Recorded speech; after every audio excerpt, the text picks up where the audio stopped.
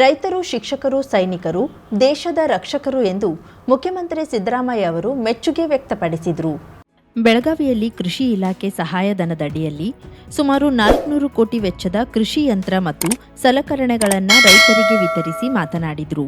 ಕೃಷಿಕರಿಗೆ 40%, ಪರಿಶಿಷ್ಟ ಸಮಾಜದ ಕೃಷಿಕರಿಗೆ 50% ರಿಯಾಯಿತಿಯಲ್ಲಿ ಕೃಷಿ ಯಂತ್ರೋಪಕರಣಗಳನ್ನು ವಿತರಣೆ ಮಾಡಿದ್ದೇವೆ.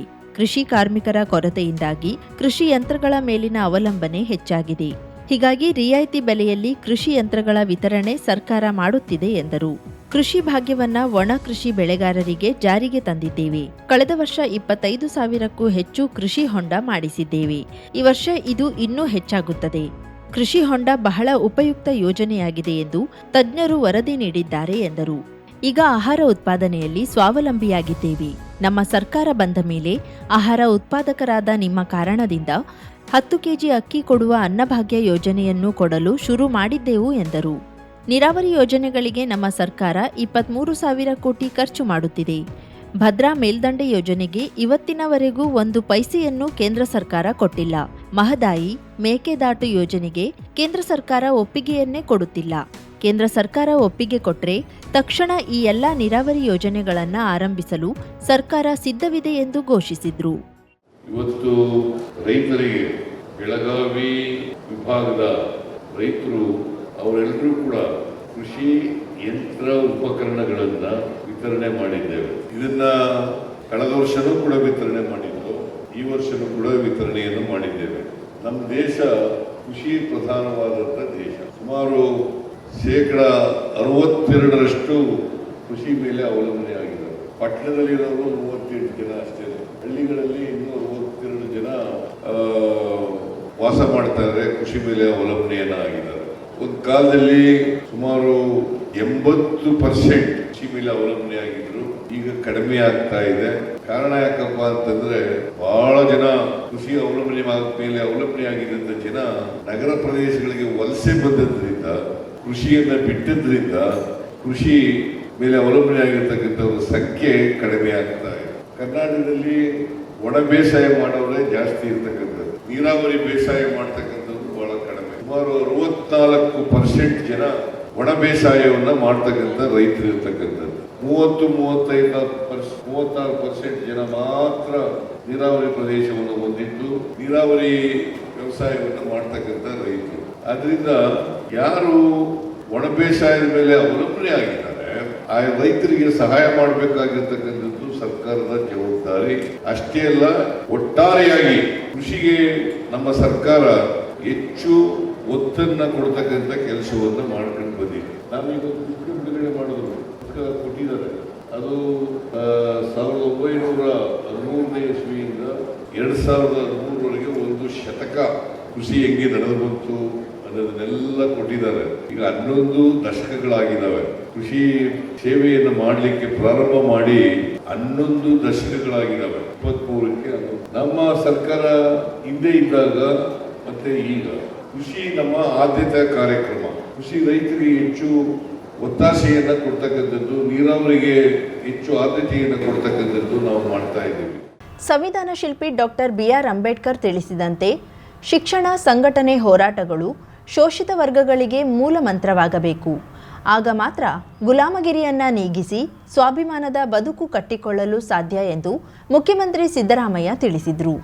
ಚಿಕ್ಕೋಡಿಯಲ್ಲಿ ಕರ್ನಾಟಕ ರಾಜ್ಯ ಗೊಲ್ಲ ಹಣಬರ ಸಂಘದ ಶತಮಾನೋತ್ಸವ ಹಾಗೂ ಶ್ರೀ ಯಾದವಾನಂದ ಸ್ವಾಮಿಗಳ 16ನೇ ಪಟ್ಟಾಭಿಷೇಕ ಕಾರ್ಯಕ್ರಮವನ್ನು ಉದ್ಘಾಟಿಸಿ ಮಾತನಾಡಿದರು.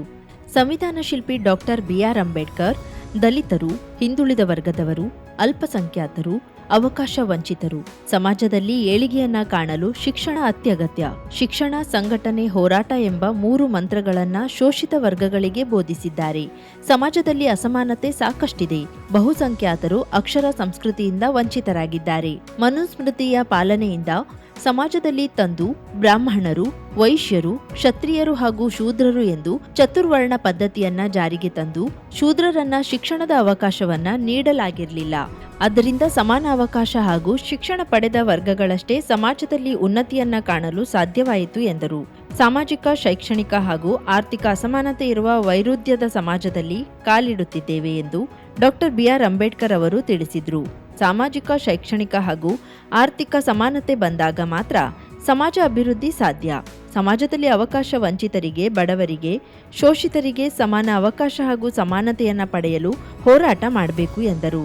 1918ರಲ್ಲಿ ನಾಲ್ವಡಿ ಕೃಷ್ಣರಾಜ ಒಡೆಯರ್ ಅವರು ಸರ್ಕಾರಿ ಉದ್ಯೋಗ ಹಾಗೂ ಶಿಕ್ಷಣದಲ್ಲಿ ವಿವಿಧ ಸಮುದಾಯಗಳಿಗೆ ಪ್ರಾತಿನಿಧ್ಯ ನೀಡುವ ಸಂಬಂಧ ಮಿಲ್ಲರ್ ಆಯೋಗವನ್ನು ರಚಿಸಿದ್ರು.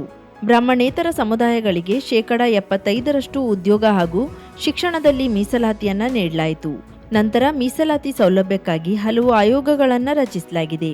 ಶಿಕ್ಷಣ ಪಡೆಯದಿದ್ರೆ ಗುಲಾಮಗಿರಿ ಹೆಚ್ಚಲಿದ್ದು ಸ್ವಾಭಿಮಾನದ ಬದುಕು ಸಾಧ್ಯವಾಗುವುದಿಲ್ಲ.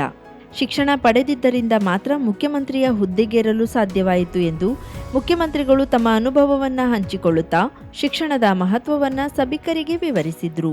ಬಾಬಾ ಸಾಹೇಬ್ ಅಂಬೇಡ್ಕರ್ ಅವರು ಒಂದು ಮಾತನ್ನ ಹೇಳಿದ್ರು, ಯಾರು ಅವಕಾಶಗಳಿಂದ ವಂಚಿತರಾಗಿರ್ತಕ್ಕಂಥ ಜನ ಇದ್ದಾರೆ, ಶೋಷಣೆಗೆ ಒಳಪಟ್ಟಿರ್ತಕ್ಕಂಥ ಜನ ಇದ್ದಾರೆ, ಹಿಂದುಳಿದ ವರ್ಗದವರು ಇದ್ದಾರೆ, ದಲಿತರಿದ್ದಾರೆ, ಅಲ್ಪಸಂಖ್ಯಾತರಿದ್ದಾರೆ, ಅವರೆಲ್ಲರೂ ಕೂಡ ಶಿಕ್ಷಣವನ್ನ ಪಡ್ಕೊಳ್ಳೇಬೇಕು.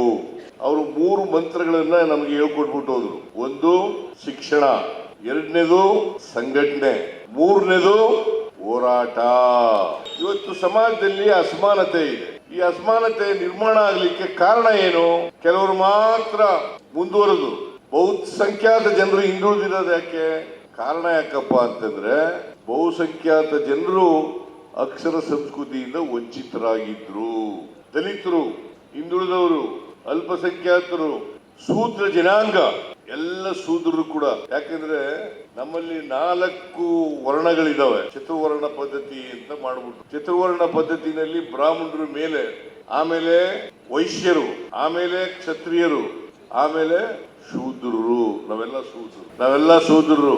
ಗಣೇಶನು ಶೂದ್ರ, ರಾಜು ಕಾಗೆನು ಶೂದ್ರ. ಶೂದ್ರರಿಗೆ ವಿದ್ಯೆ ಕಲಿತಕ್ಕಂತ ಅವಕಾಶ ಇರಲಿಲ್ಲ. ಸಮಾಜದಲ್ಲಿ ಚತುರ್ವರ್ಣ ವ್ಯವಸ್ಥೆಯಲ್ಲಿ 3 ವರ್ಣಗಳಿದ್ವಲ್ಲ, ಬ್ರಾಹ್ಮಣರು, ಕ್ಷತ್ರಿಯರು, ವೈಶ್ಯರು, ಶೂದ್ರರು. ಶೂದ್ರರು ಬಿಟ್ಟು ಉಳಿದವರೆಲ್ಲ ಮೇಲ್ಗಡೆ ಇರೋರೆಲ್ಲ ಅವ್ರಿಗೆ ಕಲಿತಕ್ಕಂತ ಅವಕಾಶಗಳಿತ್ತು. ಇವ್ರಿಗೆ ಕಲಿಯೋ ಅವಕಾಶ ಇರಲಿಲ್ಲ. ಯಾರಿಗೆ ವಿದ್ಯೆ ಕಲ್ತರು, ಯಾರಿಗೆ ಅವಕಾಶ ಸಿಕ್ತು ಆಸ್ತಿ ಗಳಿಸ್ಲಿಕ್ಕೆ, ಅವರೆಲ್ಲರೂ ಕೂಡ ಮುಂದುವರೆದ್ಬಿಟ್ರು. 50,000ಕ್ಕೂ ಅಧಿಕ ಸಬ್ಸ್ಕ್ರೈಬರ್ಸ್, 1.68 ಕೋಟಿಗೂ ಮೀರಿದ ವ್ಯೂಸ್. ಸುದ್ದಿಯೊಂದು 10 ಲಕ್ಷಕ್ಕೂ ಹೆಚ್ಚು ವ್ಯೂಸ್ ಕಂಡ ಹೆಗ್ಗಳಿಕೆ. ವಸ್ತುನಿಷ್ಠ ಮತ್ತು ಖಾತ್ರಿಯಾದ ವರದಿಗಾರಿಕೆ. ಉತ್ತರ ಕನ್ನಡದ ಅತಿ ಹೆಚ್ಚು ಸಬ್ಸ್ಕ್ರೈಬರ್ ಹೊಂದಿರುವ ಯೂಟ್ಯೂಬ್ ಚಾನೆಲ್ ಕರಾವಳಿ ಮುಂಜಾವು ಡಿಜಿಟಲ್ ವೀಕ್ಷಕರಿಗೆ ಧನ್ಯವಾದ. ಇನ್ಮುಂದೆ ಸುದ್ದಿಯೆಲ್ಲ ಮತ್ತಷ್ಟು ಸೊಗಸು. ನಿಮ್ಮಲ್ಲಿಯ ಸಭೆ, ಸಮಾರಂಭ, ಅಂಗಡಿ, ವ್ಯಾಪಾರ ಮಳಿಗೆಯ, ಸಹಕಾರಿ ಸಂಸ್ಥೆಯ ಶುಭಾರಂಭದ ಕಾರ್ಯಕ್ರಮಗಳ ವಿಸ್ತೃತ ವಿಡಿಯೋ ಸುದ್ದಿ. ಸಂಪರ್ಕಿಸಿ ನಮ್ಮ ಕರಾವಳಿ ಮುಂಜಾವು ಡಿಜಿಟಲ್ ಪ್ರತಿನಿಧಿಗಳನ್ನ.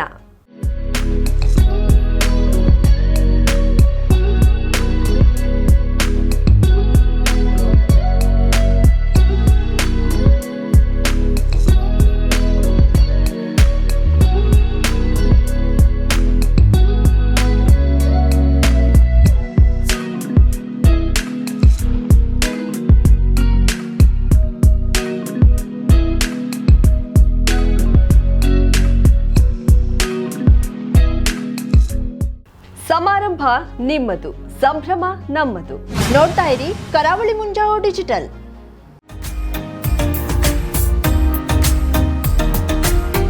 ಮಿಲನ್ ಎಂಟರ್ಪ್ರೈಸಸ್ ಬೃಹತ್ ಎಲೆಕ್ಟ್ರಾನಿಕ್ ಹಾಗೂ ಫರ್ನಿಚರ್ ಮಳಿಗೆ. ಉತ್ತರ ಕನ್ನಡ ಜಿಲ್ಲೆಯಲ್ಲೇ ಅತಿ ಹೆಚ್ಚು ಮಳಿಗೆಗಳನ್ನ ಹೊಂದಿರುವ, ಅತಿ ಹೆಚ್ಚು ಸಂತೃಪ್ತ ಗ್ರಾಹಕರನ್ನ ಹೊಂದಿರುವ ಮೂಲಕ ಹೆಗ್ಗಳಿಕೆಗೆ ಪಾತ್ರವಾಗಿರುವ ಏಕೈಕ ಸಂಸ್ಥೆ ಮಿಲನ್ ಎಂಟರ್ಪ್ರೈಸಸ್. ನಮ್ಮ ಮಳಿಗೆಗಳಲ್ಲಿ ಪ್ರಸಿದ್ಧ ಕಂಪನಿಗಳ electronic refrigerator, washing machine, LED TV, ಎಸಿಗಳು ಲಭ್ಯ.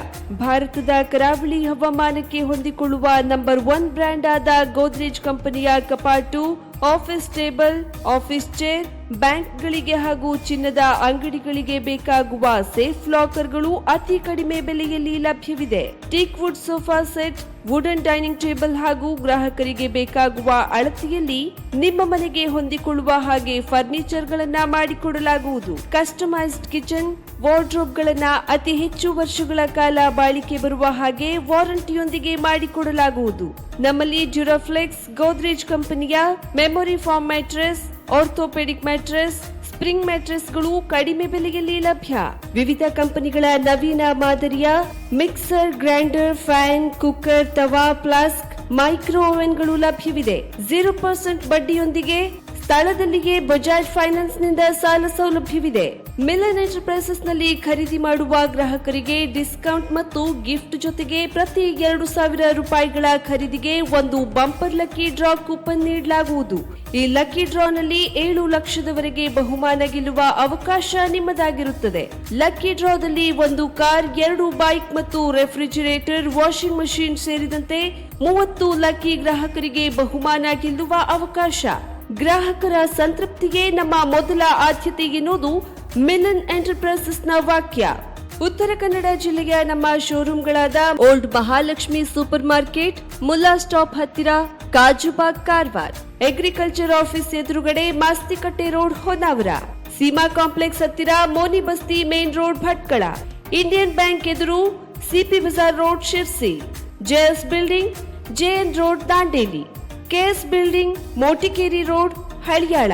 ಇಲ್ಲಿಗೆ ತಪ್ಪದೇ ಭೇಟಿ ನೀಡಿ ಸಂತೃಪ್ತರಾಗಿ.